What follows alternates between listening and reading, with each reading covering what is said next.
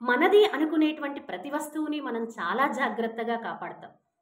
మరి సనాతన సంప్రదాయం ఎవరిది? ఒక గాజు బొమ్మలాగా ఎప్పుడు ఎక్కడి నుండి దాడి జరుగుతుందో తెలియనటువంటి పరిస్థితులలో మన హైందవ ధర్మం కొట్టుమిట్టాడుతుంది. ఇది గాలిలో దీపం కాదు, అందరికీ వెలుగును పంచేటువంటి ఒక సూర్యబింబం. దీన్ని కాపాడండి. కాపాడాలంటే కేవలం మన కట్టుబాట్లని మనం రక్షించడం మాత్రమే చేయాల్సింది. గణేష్ నిమజ్జనోత్సవంలో మద్యం మత్తుకు తావు లేకుండా డీజే సౌండ్ల జోరులో మనం చేయాల్సినటువంటి ఈ ఉత్సవం పలుచన కాకుండా చూడండి.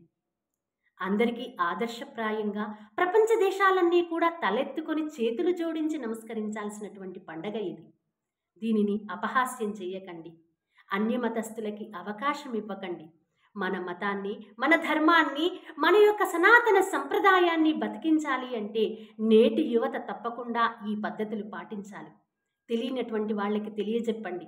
అందరూ దయచేసి గంగమ్మ ఒడికి గణేశుణ్ణి చేర్చేటువంటి సందర్భంలో ఎలాంటి అపవిత్రతకు తావు లేకుండా చాలా సంప్రదాయబద్ధంగా, తేలికగా, చాలా సింపుల్గా చేయాల్సినటువంటి ఈ గణేష్ ఉత్సవాన్ని హోరుగా, జోరుగా మీ అందరి యొక్క గొప్పతనాల్ని చాటి చెప్పుకోవడానికి కాకుండా ప్రపంచ దేశాలన్నీ సనాతన ధర్మాన్ని పొగిడే విధంగా చేయండి.